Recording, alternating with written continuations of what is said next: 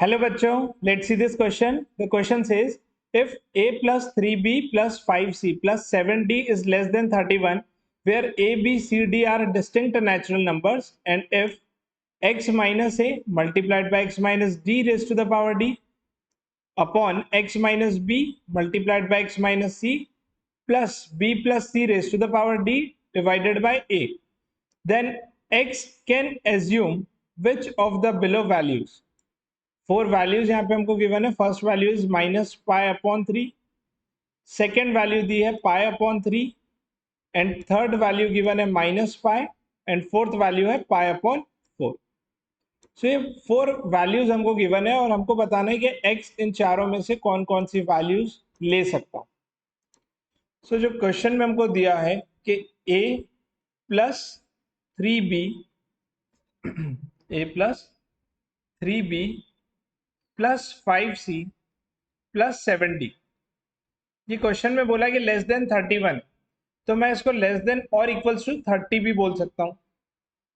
Equals to का sign साथ में लगा दिया, इसलिए 31 की जगह 30 लिखा. अब यहाँ पे डी, सी, बी और ए, इन सब के लिए मैं मिनिमम वैल्यूज क्या रख सकता हूँ. तो मिनिमम वैल्यूज रखना है, साथ में ये भी ध्यान रखना है कि चारों भी डिस्टिंक्ट नेचुरल नंबर्स होने चाहिए. सो जिसका कोएफिशिएंट सबसे हायर होगा मैं उसको सबसे कम वैल्यू दूंगा. तो जैसे 7 सबसे हायर कोएफिशिएंट है, तो मैं इसको सबसे छोटा नेचुरल नंबर दूंगा. तो डी की जो वैल्यू है वो मैं रख सकता हूँ यहाँ पे 1, ताकि मिनिमम नंबर मेरे को मिल जाए. तो मैं डी की जगह 1 रखता हूँ, एंड सी की जगह पे यहाँ पे रखूंगा 2 प्लस 3, बी की जगह पे हम 3 रख देंगे, एंड ए की जगह पे फिर रखना पड़ेगा फोर्थ डिस्टिंक्ट नंबर यानी कि 4. इस पूरे का अगर आंसर फाइंड आउट करेंगे तो ये मिल रहा है हमको 30.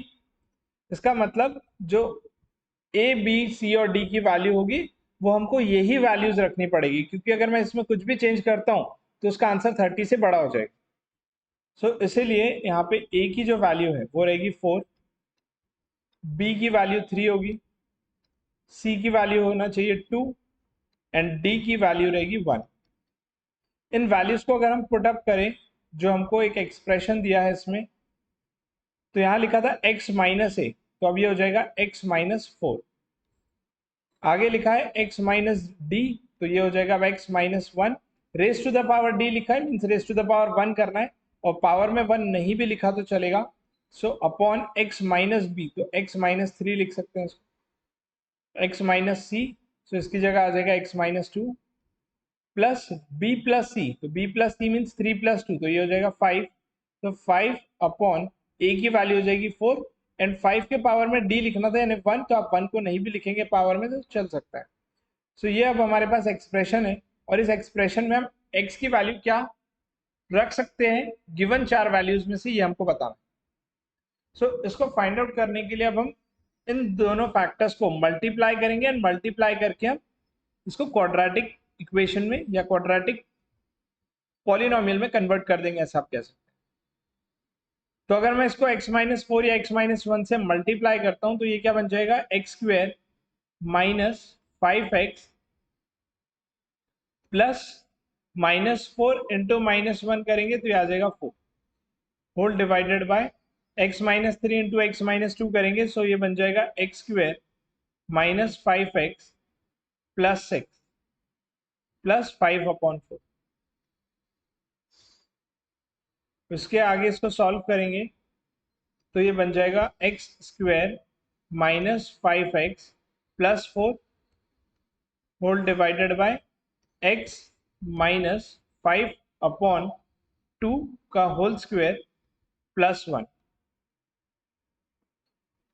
देन इसके आगे हम इसको ऐसे भी लिख सकते हैं, 1 minus 13 upon 4 whole divided by x minus 5 upon 2 का होल स्क्वायर प्लस 1. तो इस तरीके से भी अगर आप लिखेंगे तो सेम ही आंसर मिलेगा जो आपको इसके प्रीवियस स्टेप में मिल रहा था.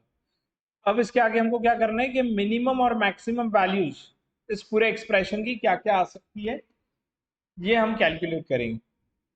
तो मिनिमम वैल्यू मेरे को इस पूरे एक्सप्रेशन की क्या मिल सकती है, तो मिनिमम वैल्यू मिलाने के लिए मेरे को x की वैल्यू क्या रखनी पड़ेगी, minimum value of expression find करना है तो मेरे को ये रखना पड़ेगा at x is equals to 5/2, x की जगह 5/2 वैल्यू रखनी पड़ेगी, क्योंकि अगर मैं 5/2 रखूंगा तो ये जो ब्रैकेट है नीचे का ये 0 हो जाएगा, एंड ये 0 हो जाएगा तो आंसर जो मिलेगा वो होगा 1 माइनस 13/4, एंड इसका आंसर आएगा -9/4।